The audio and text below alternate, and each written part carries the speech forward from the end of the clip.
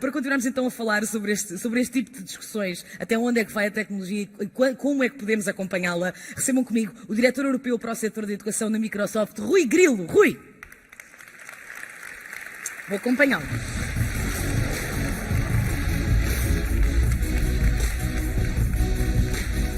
Como é que está, Rui? Bom dia. Obrigado, Ana. Muito prazer, faça o favor.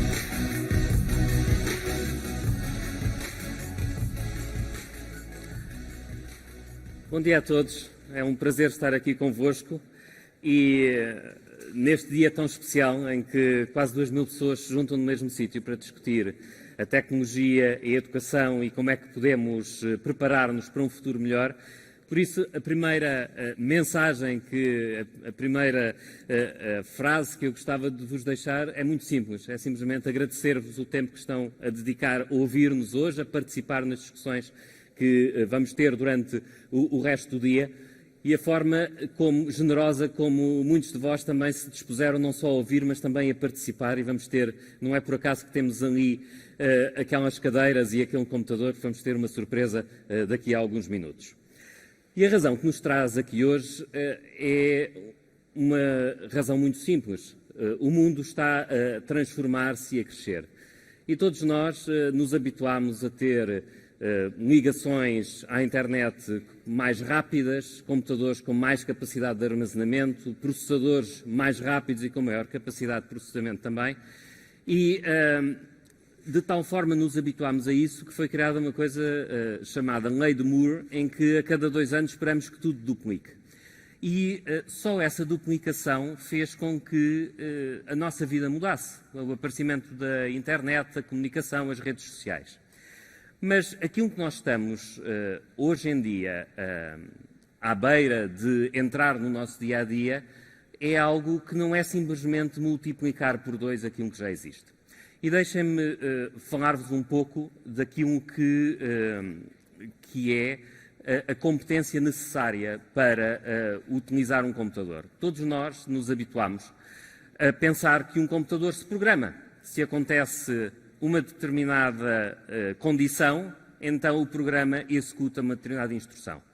E até hoje é este o tipo de pensamento que é necessário para programar.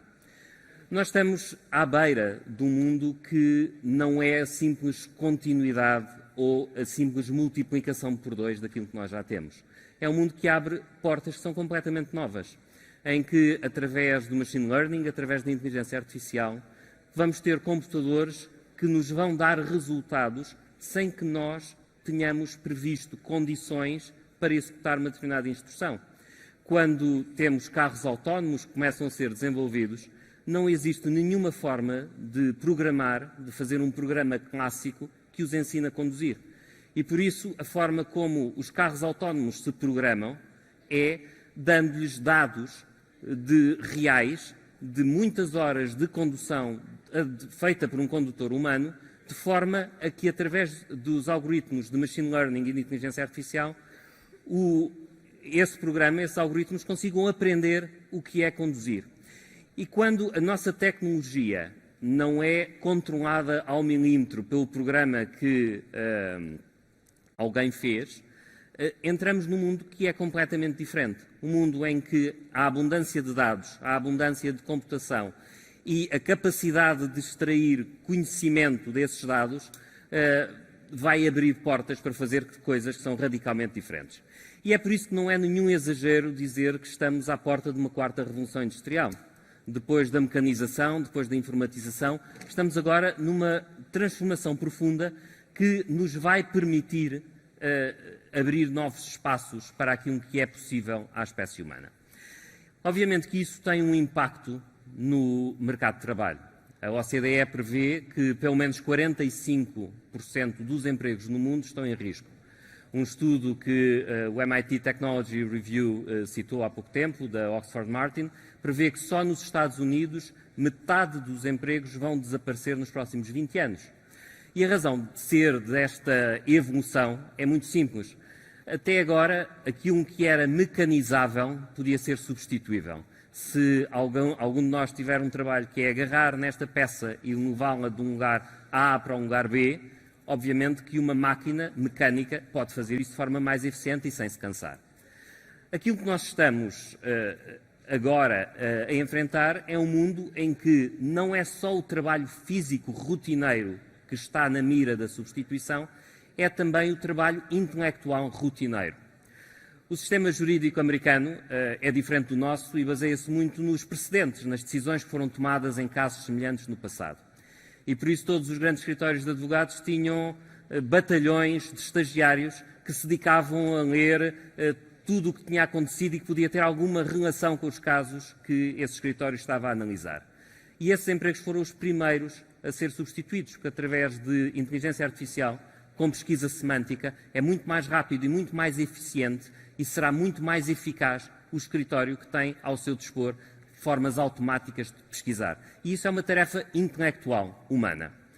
Ora, como o mundo do trabalho está nesta transformação, eu penso que todos nós esperamos que a educação também se transforme. E eu penso que é por acreditarem nisso que estamos todos aqui hoje. Mas quando pensamos na forma como a educação se pode transformar para se preparar para esta evolução previsível que temos à nossa frente, não podemos ignorar os últimos 100 anos de desenvolvimento tecnológico na educação. E precisamos de reconhecer todo o sucesso que a educação teve para conseguir generalizar, testar e difundir as competências e o saber que nos trouxe até aqui. Mas reconhecendo e dando importância e reconhecendo aquilo que de bom tem os modelos que estão testados e estão em uso na nossa educação, não podemos ignorar que temos que encaixar nesses modelos elementos novos, elementos que preparem os nossos alunos não só para utilizar a tecnologia que existe, mas para estarem preparados para a tecnologia que está ao virar da página, ou que já está disponível e que nós ainda não utilizamos. Não basta, por isso, trazer a tecnologia para dentro da sala de aula. Não basta dar a competência básica aos alunos que estão hoje na escola, que estão hoje nas universidades, que estão hoje a começar a sua vida profissional. Não bastam as competências básicas de literacia digital. Precisamos de ir mais além. Precisamos de utilizar a tecnologia para fazer aquilo que não era possível fazer sem ela. E para isso, o desafio que nós temos que conseguir enfrentar é alargar o ensino para além da sala de aula, de forma a que não seja algo que esteja limitado a uma tarefa específica, mas que seja uma atitude e uma forma de encarar o mundo. E por isso, em vez de falarmos em currículos de tecnologia e de criarmos disciplinas de tecnologia nos currículos, temos que reconhecer que a tecnologia hoje faz parte de tudo, de todas as dimensões da nossa vida, da vida política, da economia, da forma como nos relacionamos uns com os outros, como a nossa sociedade se estrutura e até as implicações éticas, porque não nos podemos esquecer que nós, enquanto seres humanos, não podemos delegar em máquinas decisões sobre outros seres humanos, por isso a utilização ética da inteligência artificial é tão importante. Mas, em vez de termos um currículo dedicado à tecnologia, o desafio que nós precisamos de enfrentar é como é que nós podemos encontrar a tecnologia em todas as disciplinas do currículo. E, por isso, nós não podemos ver o mundo como algo compartimentalizado, em que a tecnologia na sala de aula, a tecnologia fora da sala de aula e em casa, as infraestruturas, como se elas pudessem viver de forma independente. Porque existe um elemento hoje que liga tudo isto, os dados da utilização, os dados dos utilizadores e aquilo que nós queremos fazer com essa tecnologia. Mas eu não vos estou a falar de uma tecnologia que esteja a alguns anos de distância. Aquilo que eu vos trago é algo que existe hoje em dia. No palco estão a ver imagens de uma sessão parecida com esta, de uma reunião que anualmente a Microsoft faz, mundial, com os professores mais inovadores, chamamos de E2, Educator Exchange, e o ano passado esta reunião fez-se em Paris. E o vice-presidente mundial para a educação da Microsoft, o Anthony Saucito, em vez de ser ele a explicar o que é que a tecnologia pode fazer, convidou uma pessoa para subir ao palco com ele e para explicar o que estava a fazer. E essa pessoa chama-se Brianna Gopal, Podem pesquisá-la online, ela tem muitos artigos publicados e tinha 15 anos quando subiu ao palco. Aquilo que ela está a fazer hoje é estagiar numa startup no Canadá, em Ontário, uma startup chamada Xanadu, e está a investigar e está a explorar como é que a computação quântica pode alterar o machine learning e as redes neuronais. E a forma como e o tipo de problemas com que ela se está a deparar são as grandes interrogações que nós temos hoje em dia. O que é que a inteligência artificial e o machine learning vai alterar na nossa forma de viver e de trabalhar e de que forma é que novos interfaces que permitam, por exemplo, fazer uma ligação mais direta entre o nosso cérebro e as máquinas podem expandir a capacidade humana.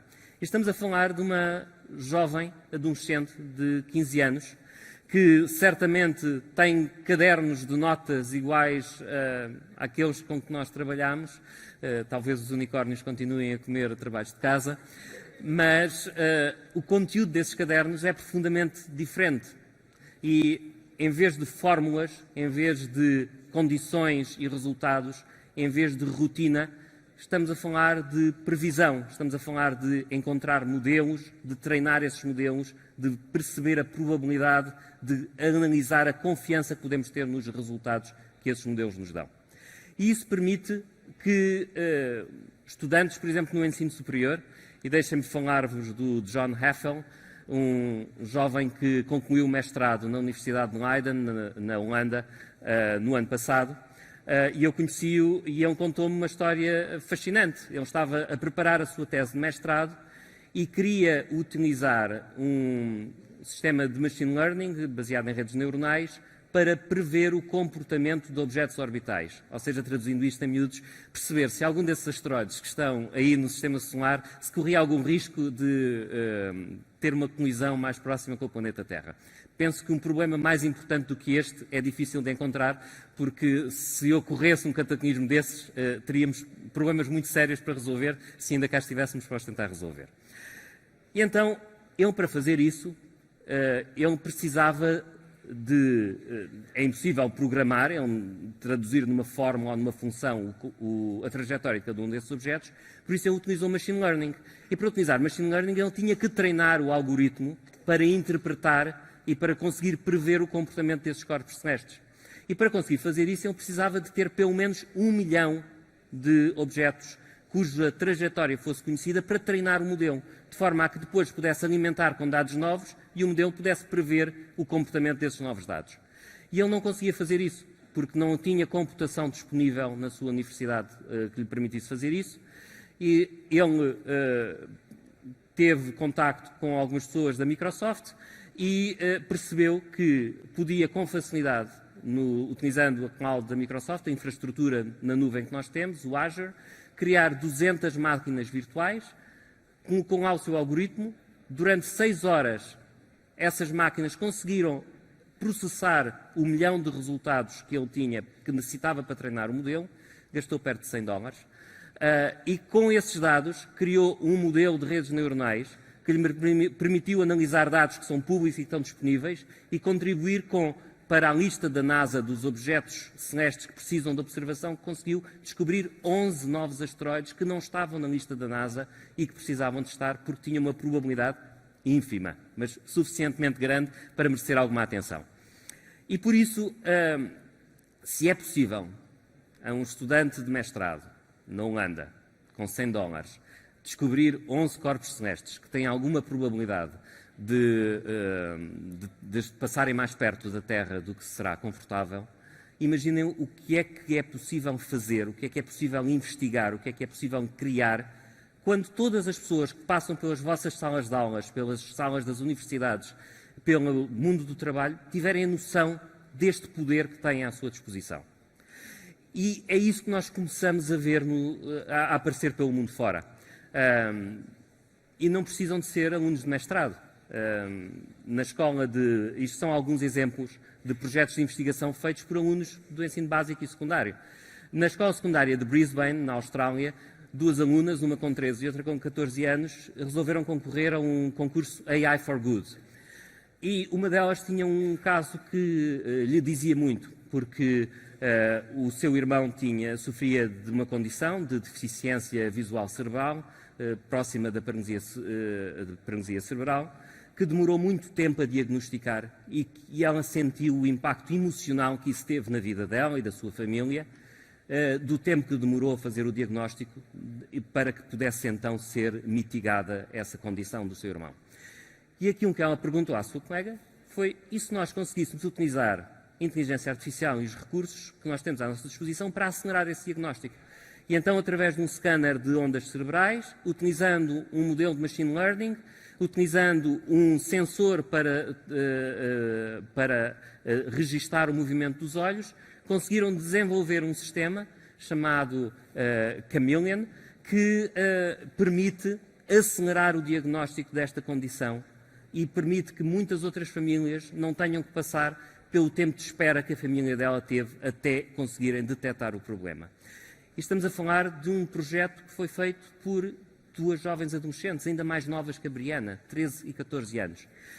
E por isso a utilização da inteligência artificial na educação só é limitada pela nossa capacidade de imaginação.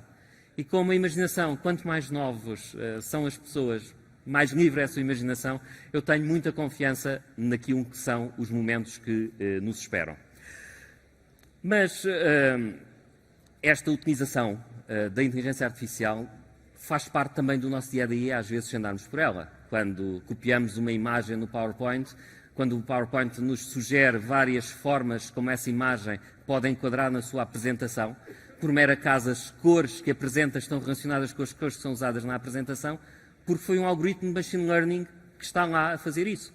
Se fizerem um texto sobre uma exploração pecuária, onde está a palavra porco, e pesquisarem sobre essa palavra, vão ter um resultado sobre o animal. Se tiverem um texto sobre a intervenção militar da Baía dos Porcos em Cuba e pesquisarem a palavra porco, vão obter resultados que estão relacionados com o contexto. E esta pesquisa sensível ao contexto, que faz parte do Word, que todos nós usamos no dia-a-dia, é também alimentada por inteligência artificial. Mas não são apenas estes exemplos escondidos da inteligência artificial que nós podemos ver. E esta é a altura de vos mostrar um exemplo muito interessante. Um grupo de investigadores do Karolinska Institute, na Suécia, depararam-se com um problema que também lhes dizia muito. A capacidade para um aluno, na primeira fase do seu desenvolvimento, conseguir ler, vai influenciar a sua capacidade de ter sucesso no sistema educativo e na sua vida profissional. A capacidade de leitura é algo que é essencial.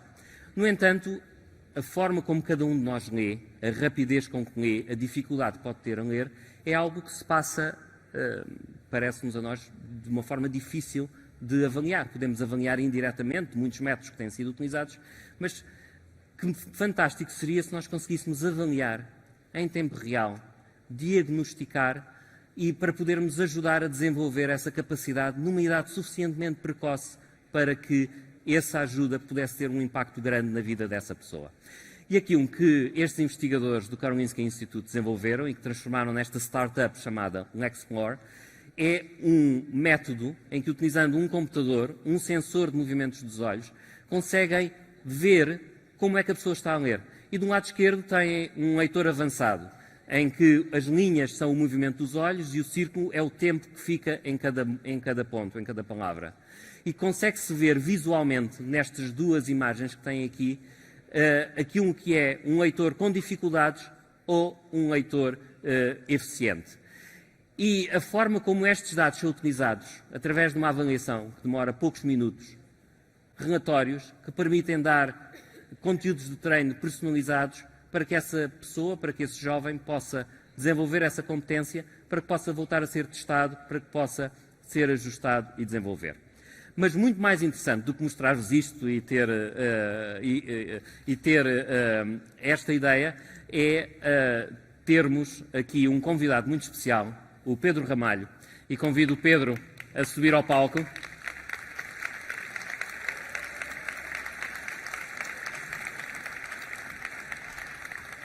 Muito obrigado, Pedro, por teres juntado a nós. E o Pedro Ramalho é um aluno do 6º ano da Escola Global, em Santa Maria da Feira. E voluntarizou-se, foi voluntário, não foi, Pedro? é o nosso voluntário, para que aqui à frente de nós, os 2000, mostrar como é que funciona este sistema da Lexmore. E tenho aqui também comigo o Bo Christofferson, que é o CEO da Lexmore, que nos dá o gosto também de estar aqui connosco. Bo, welcome. Thank you for joining us here today.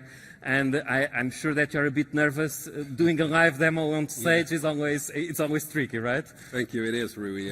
Yeah. We've done 80,000 of them, though, so I hope it's going to work this time, too. I'm sure it will. I'm sure it will. Yeah.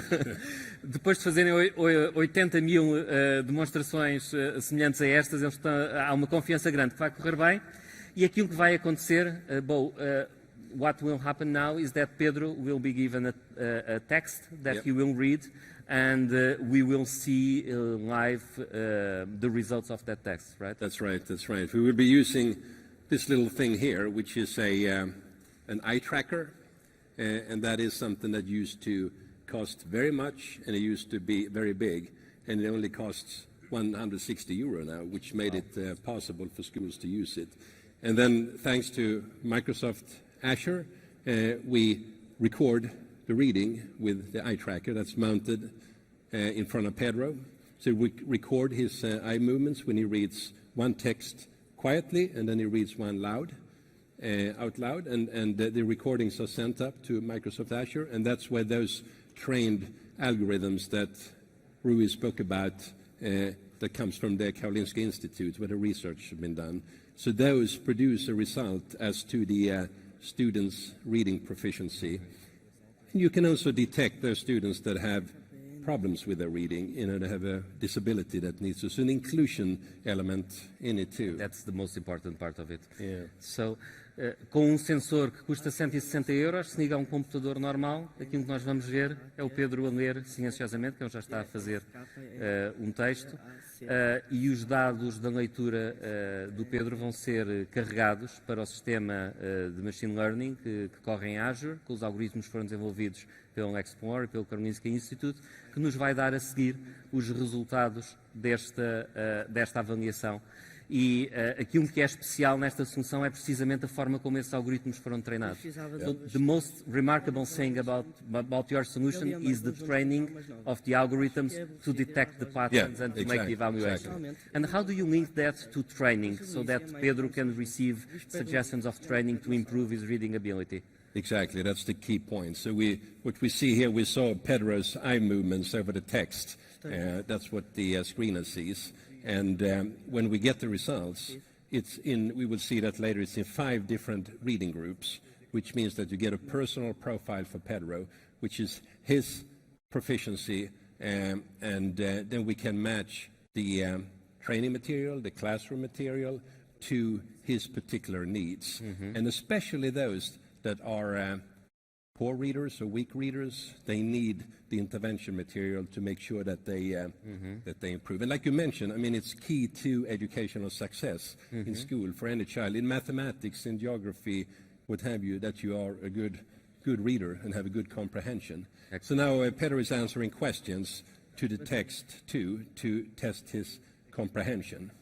Portanto, viram o Pedro a ler e vimos em tempo real os movimentos dos olhos do Pedro. Agora ele está a responder às perguntas para que não seja apenas a leitura, mas também a compreensão.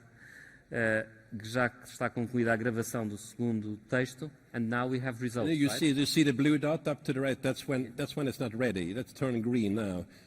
That means that it's so fast. It was sent up to the cloud. The data was sent up to the cloud, to Microsoft Azure, and the analysis was done in less than a minute, and the results come back. So now they will show Pedro's results from his reading.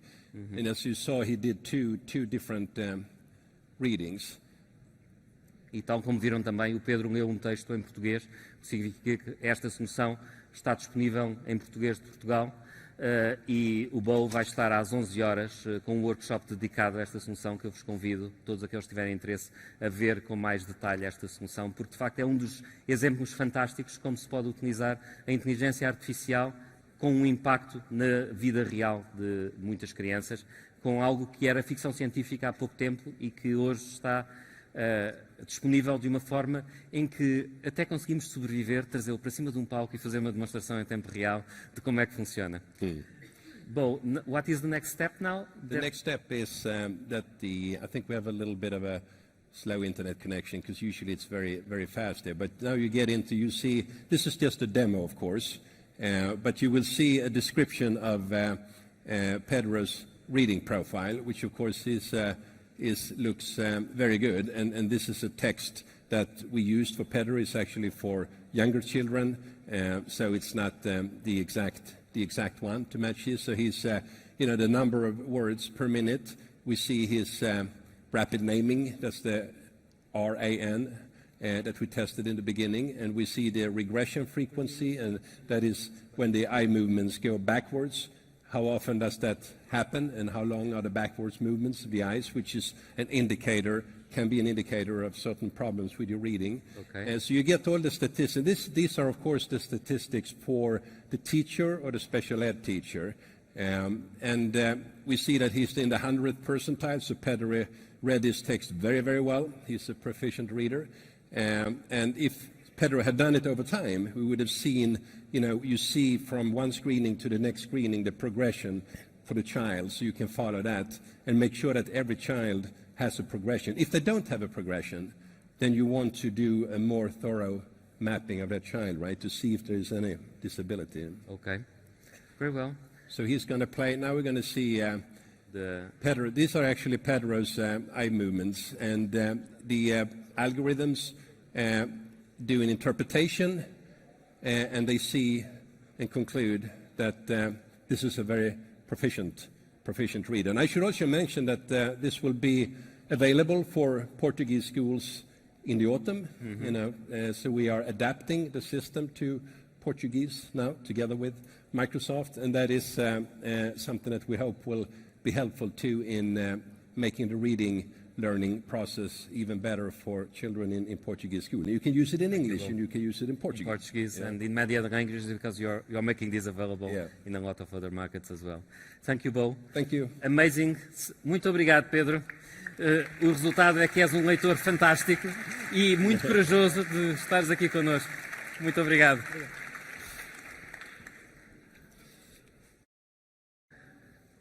É fascinante a forma como a tecnologia pode ser utilizada e é fascinante a forma como ela pode ter impacto na vida das pessoas.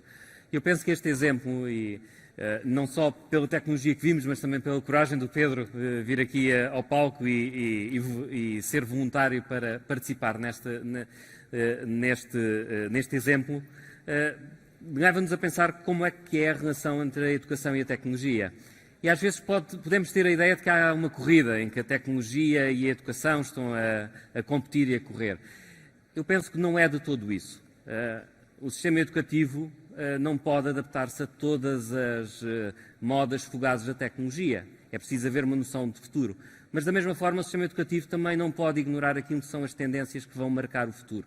E não podemos correr o risco de que a tecnologia descole da educação de uma forma que faz com que seja ensinado hoje não seja útil amanhã, quando os nossos alunos de hoje, nas universidades, nas escolas, precisarem de trabalhar e de encontrar o seu espaço.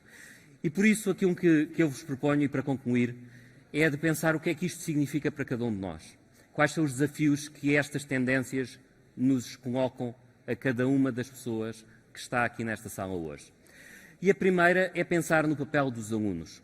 Nós temos a oportunidade histórica de centrar nos alunos o ensino como nunca foi possível. Quando era necessário transmitir informação escassa, era impossível personalizar o ensino, era preciso massificar. Hoje em dia, com a abundância de informação, cada aluno pode prosseguir aquilo que são os seus interesses. Podemos personalizar o ensino àquilo que são as competências e o ritmo de cada um. A atitude que esses alunos têm em relação à mudança também tem que mudar. Quando nós falamos em hacking, às vezes pensamos nos piratas informáticos, não é nesse sentido que eu falo aqui na palavra hacking, mas com o sentido original de cortar, de encontrar uma solução elegante, rápida para um problema complexo. E é por isso que empresas como a Microsoft têm hackathons para encontrar respostas para problemas complicados. É preciso também levarmos a sério aquilo que é o talento de cada um. deixar que as Brianas possam desenvolver o seu talento e chegar ao seu potencial e encontrar as Brianas que estão escondidas nas escolas e nas universidades em Portugal e permitir que desenvolvam o seu talento.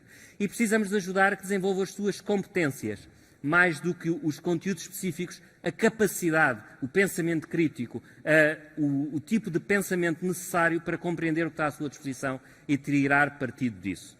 Mas essas competências não são apenas competências técnicas, tecnológicas ou científicas. São, sobretudo, competências humanas, porque voltamos ao início. Aquilo que nos vai proteger o nosso emprego é aquilo que nos torna seres humanos. Aquilo que nenhuma máquina vai conseguir alguma vez fazer.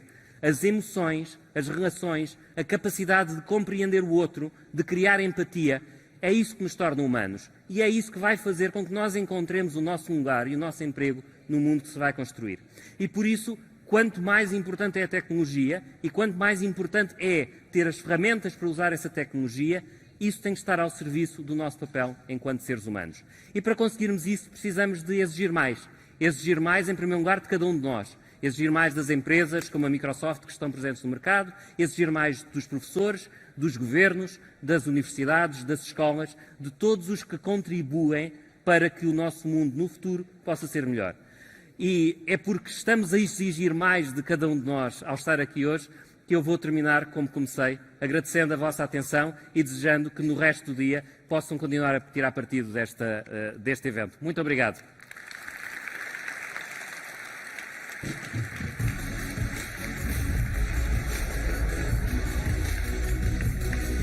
Que maravilha, meu querido. Muito obrigada. Muito inspirador e fascinante. Vou acompanhá-lo aqui. Não, pode ir, faça favor. Por favor. Queria só encontrar aqui a minha amiga. Onde é que ela está? Está aqui. Com licença. Oh, minha querida, está boa. Estava a limpar os óculos, não deu para mim. Estou a apresentar isto. Como é que vai? Queria aqui falar consigo. Posso falar aqui para a minha boca, mas com cuidado, não é? Como é que se chama? Graça. Oh, Graça, estou tão contente por conhecer uma pessoa sem telemóvel. Como é que se está a sentir eu tenho hoje? telemóvel. Tem, mas não está cá. Está em casa, não tenho, é o meu. Está em casa. Mas como é que se sente sem telemóvel? Bem, Bem, normal. Mais relaxada até se calhar. exatamente. Acha? Descansada. Quando chegar a casa acha que vai ter imensas mensagens? Muitas. Tem muitos grupos de WhatsApp. Não, Troca aquelas mensagens marotas. exatamente. Não faço essas perguntas. Porquê? Porque não deve. Porque também acho que não devo, mas faço. É muita história da minha vida, sabe? Não devo, mas sei, faço. eu sei. É professora? Sou. Onde? Colégio Militar. No Colégio Militar? E gosta? Imenso. Sim, por acaso sabe que. Lembra-se quando havia os chás dançantes no Colégio Militar? Ainda existem. Existem! Fui tão feliz. Ainda existem? Sim. É quando? Normalmente na primavera. Na primavera? Está bem, avisa-me quando for. Aviso. Vamos nos manter em contacto. Vamos. Vou-lhe mandar o meu número. Quando chegar a casa, está no seu telemóvel. Um grande aplauso, faz favor. Muito obrigada, minha querida. Felicidades. Juro, fui muito feliz no Colégio Militar. Porque eu andava numa escola muito perto do Colégio Militar e quando havia as chás dançantes era o máximo. Porque íamos lá e os rapazes estavam fardados e nós achávamos todos o máximo. Percebem o que eu quero dizer? Eu sei que percebem. É, não é? Daqui a bocadinho eu vou fazer um pequeno desafio, enfim. Vou trazer um dos jogos do meu programa aqui. Estive ali a convencer algumas pessoas e vou precisar de alguns voluntários. Portanto, pensem bem. Eu sou uma pessoa simpática, não sou? Não sei disso que eu sou. Daqui a bocadinho falamos um bocadinho melhor sobre isso. Mas para já, queria trazer aqui ao palco alguém que tenho a certeza que vocês vão gostar muito de conhecer, se ainda não conhecem. É professor auxiliar e subdiretor da nova Information Management School da Universidade Nova de Lisboa, que é uma universidade absolutamente incrível, provavelmente uma das melhores instalações que eu já vi neste país, onde criou a nova cidade, Urban Analytics Lab, uma nova cidade que é dedicada às matérias de cidades inteligentes e analítica urbana. Como se isto não bastasse, foi secretário de Estado do Ordenamento do Território e da Conservação da Natureza e personalidade Smart Cities do ano 2017. Entre muitas outras coisas, eu gosto sempre de deixar assim uma nota de uma curiosidade interessante. Corre maratonas. Não estão curiosos? O vosso aplauso para Miguel Neto. Onde é que está o Miguel? Corre maratonas. Miguel, corre maratonas. Diga a verdade. Algumas. Sim. Muito obrigada a todos. Bom, muito bom dia a todos. Muito obrigado pela oportunidade de estar aqui convosco. Eu confesso que já passou o momento mais crítico, que era ultrapassar a Filomena. Pronto, parece que correu bem. E eu trazia-vos aqui algumas reflexões que também faço sobre os desafios que nós enfrentamos no contexto do ensino, aos seus vários níveis, mas também no mundo das empresas, das organizações, da administração e da sociedade. O tema da nossa sessão é novo mundo, e em linha com o que já foi aqui partilhado, eu diria que as possibilidades são infinitas. E eu acho que esse é que é o grande desafio que nós enfrentamos, a grande oportunidade que nós temos, porque hoje nós efetivamente podemos pedir por soluções a quem governa ou a quem toma decisões. Nós podemos alterar os nossos comportamentos para que, de facto, conseguimos vencer os desafios que nós hoje enfrentamos. Mas, mais do que isso, cada um de nós pode, hoje, com as possibilidades que existem, construir novos produtos, novos serviços, novas soluções, e os nossos jovens hoje têm um mundo à frente deles que, de facto, é fascinante e que nos permite pensar que, apesar de todas as dificuldades, nós podemos ser otimistas e poderemos vencer os desafios que temos pela frente. E dito isto, nós, durante os últimos 2 dias e hoje também, temos vindo a falar muito de inteligência artificial e, de facto, é muito importante a inteligência artificial. Ela traz hoje possibilidades infinitas, como eu já disse, mas esta inteligência artificial, no meu ponto de vista, precisa sempre daquela pitada depois de estupidez natural para nós encontrarmos a solução certa. E dito isto, esta inteligência artificial enquadra-se num contexto muito mais vasto de transformação digital, ou mesmo de revolução digital que nós vivemos hoje, porque são os processos, são as organizações, é a automatização, já foram aqui referidos, eu não vou repetir, mas eu enquadrava isto em 3 dimensões. E quais é que são essas 3 dimensões? Uma primeira de conectividade, o facto de nós estarmos ligados a todo o tempo, os equipamentos, os sistemas, tudo está ligado. Obviamente que nós ainda temos um desafio por enfrentar de fratura digital em alguns territórios, mas a conectividade é uma dimensão fundamental. A segunda, de facto, é os dados. Nós todos passamos a vida a dizer que podemos fazer imensas coisas maravilhosas com os dados que temos. E a última, eventualmente a primeira, a mais relevante, são as competências que nós precisamos para tirar partido desta oportunidade. E dito isto, só 2 ou 3 comentários. Primeiro, sobre os dados. Os cientistas dos dados hoje preferem partir uma perna do que perder os seus dados de treino dos modelos. Relativamente à conectividade, há tempos foi feito um survey e os viajantes profissionais preferiam ter acesso à internet nas suas viagens do que sexo. E, no caso das competências, hoje nós temos escolas que trabalham estas matérias. Eu venho da Nova Information Management School, nós formamos gestores de informação e cientistas de dados há 30 anos. Há 30 anos que o nosso lema é From Data to Value, na Universidade Nova. Dizer que hoje nós somos reconhecidos a nível internacional, somos pelo 3º ano consecutivo, temos o melhor mestrado do mundo em Business Intelligence no ranking do Universal, mas dizer que não é suficiente. É uma nova língua que todos temos que conhecer. Todos nós temos que ter conhecimentos básicos de Data Science, de Data Analyst, de Data Engineering. Passou a ser algo que temos que todos dominar para perceber as possibilidades e perceber como é que podemos tirar partido dessas possibilidades. Não vamos ser todos Data Scientists, mas certamente todos temos que perceber o que podemos fazer com a tecnologia e com o potencial que esta realidade da conectividade dos dados coloca a quem tenha as competências para o fazer. E, portanto, isto será algo que terá que estar presente em todo o ensino e a todos nos seus níveis e nas diversas áreas. Dito isto, assenta esta visão numa realidade em que, independentemente do setor em que nós estamos, da atividade que nós desenvolvemos, eu coloco aqui um modelo que é comum, que é a nossa capacidade de recolher dados, de sensores, de pessoas e de sistemas. Conseguimos agregar estes dados, garantindo uma boa governação dos mesmos, a segurança, o uso ético, todas essas dimensões, para depois conseguirmos passar a uma fase de criação de valor, de produção de analítica descritiva, preditiva e prescritiva. Perceber o que é que aconteceu, perceber o que é que nós podemos prever que vai acontecer, e se eu consigo perceber o que passou e consigo prever o que vai acontecer, eu posso prescrever ações para, eventualmente, conduzir a um resultado no futuro que é aquele que eu quero que aconteça. Dito isto, temos múltiplos benefícios para a sociedade, nas suas diferentes dimensões, e há ali uma área que eu gostava que desse em particular atenção, que é a questão dos dados abertos. Nós temos que arranjar mecanismos em que estes dados, que hoje estão muitas vezes encerrados e são inacessíveis, têm um potencial imenso de criação de valor para a sociedade e, portanto, nós temos que pensar como é que podemos libertá-los e os dados poderem ser utilizados para criar valor, ser utilizados pelos empreendedores, pelas startups, por todos aqueles que podem precisar deles. E os dados, de facto, são hoje muitas vezes dito, isto era a capa do Economist, que eram os dados sobre o petróleo do século XXI, e eu concordo e discordo. Concordo pelo seguinte, é verdade que são o petróleo no sentido em que nós, à semelhança do petróleo, precisamos de o refinar para nós termos informação.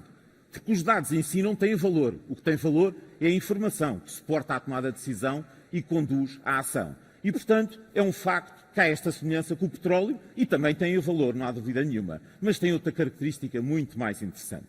É que não são um recurso finito. Os dados podem ser reutilizados, podem ser usados infinitamente em múltiplas aplicações que nós não os conseguimos gastar. E isso, de facto, é algo que é fascinante e que nos permite pensar, e sim, então, como é que eu os consigo gerir e como é que eu consigo colocá-los ao serviço da sociedade para que possa ser criado valor. Como foi aqui referido, na Nova, criei um laboratório chamado Nova Cidade, o Urban Analytics Lab, onde temos vindo a prestar uma atenção particular ao que vai acontecendo nas cidades.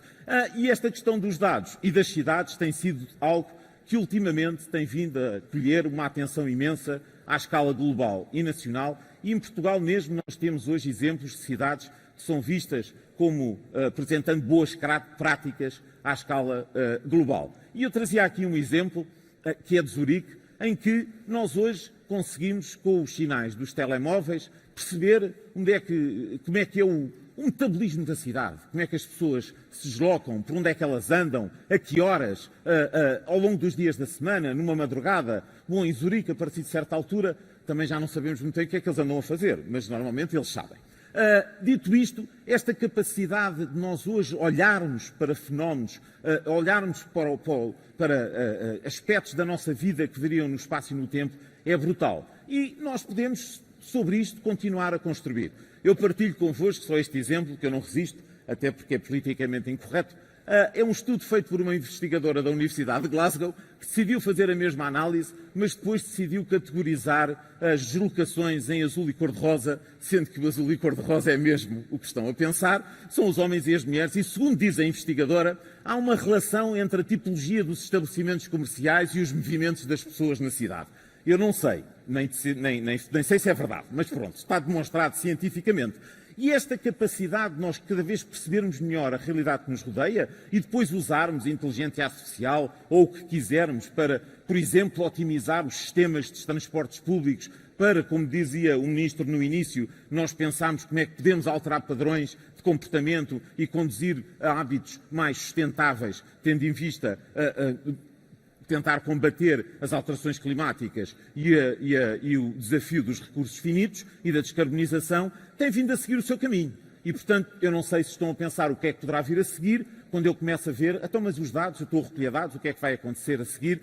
E então, pronto, nós temos aquela ideia, de facto, nós podemos perceber muito melhor o que é que está a acontecer à nossa volta, nós podemos receber muito mais dados do que aqueles que antecipávamos antes, e hoje é possível nós termos, de facto, uma cidade, neste exemplo é na China, em que aqueles óculos que estão a ser utilizados por aqueles polícias tiram fotografias, fazem vídeo e, por processamento de imagem, conseguem identificar quer carros, quer pessoas e receber mesmo a informação sobre quem é que estão a ver e, segundo dizem, já conseguiram mesmo deter pessoas na rua através deste processo, sendo que também, segundo consta, é utilizado o mesmo sistema, qual Black Mirror, para hierarquizar as pessoas na sociedade e, de acordo com a sua hierarquização e a sua pontuação pelo comportamento social, elas terem acesso diferenciado a serviços públicos, autorizações de viagem, velocidade de acesso à internet, preços de bilhetes de avião, Podemos pensar em várias coisas. Mas isto estamos a pensar numa lógica, ok, isto é um governo que foi desenvolvendo esta capacidade a uma cidade, mas em dezembro de 2019, há um mês, havia um artigo no New York Times sobre o estudo que foi feito e a capacidade que nós temos hoje de perceber o que é que acontece e individualizar este conhecimento com os dados de uma app. Houve um data breach, uma empresa com uma app que era bastante utilizada perdeu a sua base de dados, ou deixou-a de ter acesso do exterior. E foi possível, com os dados dessa app, que incluíam a localização dos utilizadores ao longo do espaço e do tempo, foi possível perceber qual era o seu comportamento. E estes dados, cada um daqueles pontos era uma pessoa. E foi possível ao jornal fazer uma investigação em que chegaram à conclusão de quem é que eram as pessoas, porque conseguiam perceber onde é que elas dormiam, que era onde moravam, onde é que elas trabalhavam, e conseguiram descobrir que um senador tinha tido uma reunião com uma pessoa de uma empresa que supostamente não seria das coisas mais aconselháveis. E, portanto, isto com os dados de uma app. E nós hoje usamos imensas apps e temos todos estes dados. E, portanto, ao mesmo tempo que nós vemos este mundo de possibilidades infinitas, enfrentamos hoje um desafio imenso, que é da utilização desta capacidade que nós temos. Será que nós vamos conseguir, com otimismo e com a nossa criatividade, construir a utopia de que falava Tomás Moro, ou nós estamos a caminho da distopia e era o George Orwell que tinha razão e, portanto, isto não vai correr bem? O grande desafio que nós enfrentamos é que, de facto, depende apenas de nós. O que é que nós vamos fazer? Porque é uma realidade incontornável que nós temos esta capacidade. Os dados estão disponíveis, até porque todos nós, há tempos ouvi uma pessoa que referia que há aqui assim também um paradoxo nesta questão do nosso entendimento desta invasão da nossa privacidade. Porque nós não gostamos que haja esta invasão da nossa privacidade na vertical, portanto, de organizações ou de entidades que estão acima de nós, mas nós valorizamos muito esta questão de partilharmos a nossa informação e os nossos comportamentos com as nossas redes, na horizontal. Portanto, nós temos aqui um problema que não tem solução. Portanto, vão continuar a existir os dados. E o desafio é o que é que nós podemos fazer com eles. E dito isto, e isto não foi uma encomenda, mas eu gosto sempre de apresentar este vídeo, que para mim é dos vídeos mais fascinantes e mais inspiracionais que eu já vi neste contexto, que é um vídeo da Microsoft.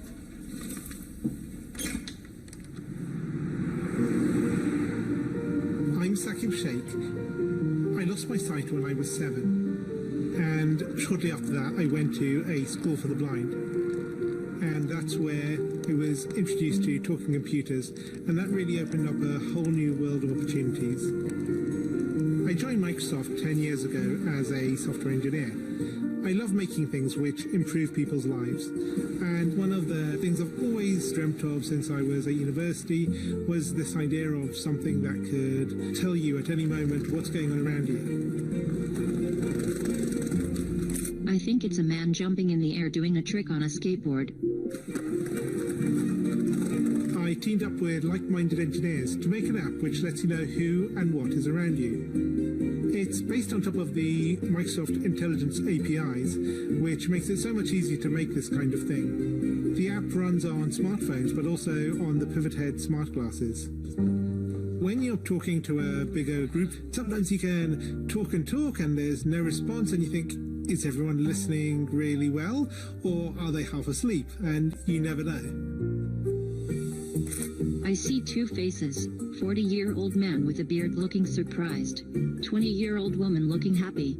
The app can describe the general age and gender of the people around me and what their emotions are, which is incredible. E aqui eu continuava para o momento Filomena Cautela. E, portanto, eu vou tentar interagir com o público. Dito isto, porquê é que eu gosto deste vídeo? Ponto 1, inspiracional.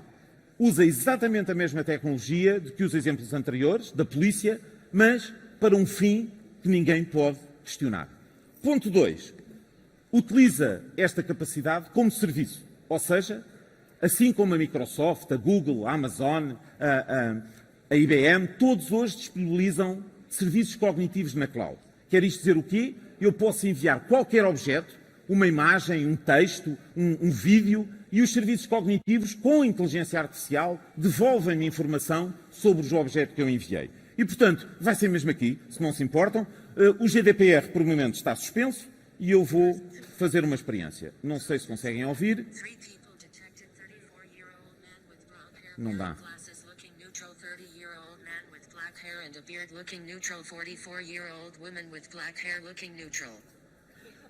Quer isto dizer o quê? Eu mandei uma fotografia para a internet e os serviços cognitivos da Microsoft dizem qual é o género, qual é a idade, qual é a disposição.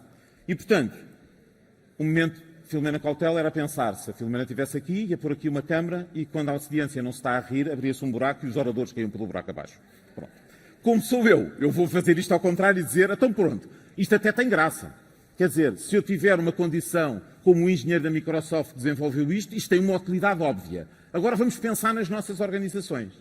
Eu posso usar esta tecnologia, por exemplo, para avaliar a satisfação do cliente, sem qualquer necessidade de intervenção humana. Ou então posso fazer algo, não sei se já vos aconteceu, mas por vezes nas cidades há aqueles MUPIs que têm informação para a pessoa saber o que é que se passa na cidade.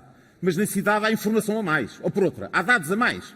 Eu podia usar isto para a Câmara detecta se é um casal, se é uma pessoa sozinha, se é uma família com crianças, e o MUPI recomenda a informação de acordo com aquele perfil.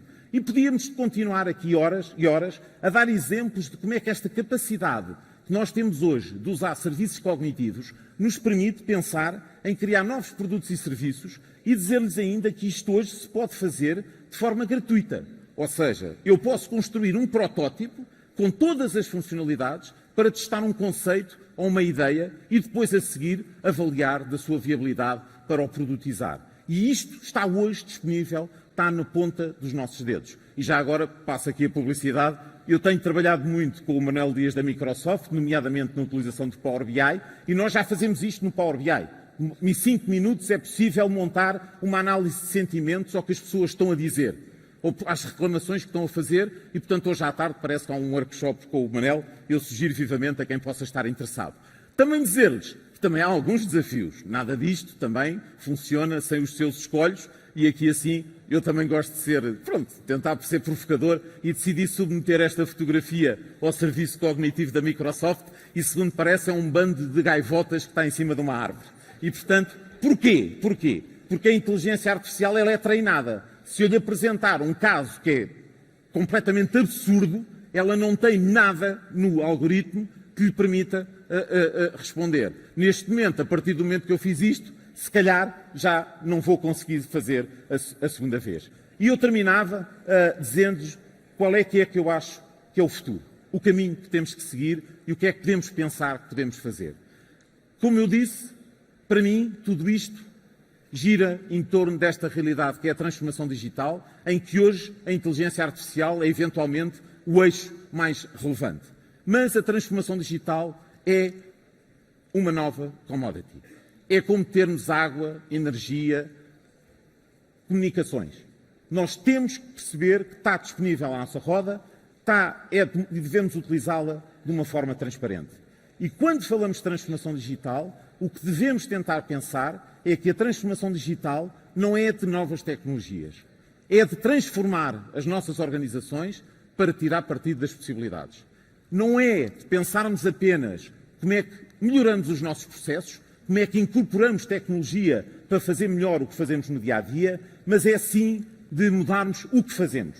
Expandir a fronteira das nossas possibilidades e criar novos produtos e serviços.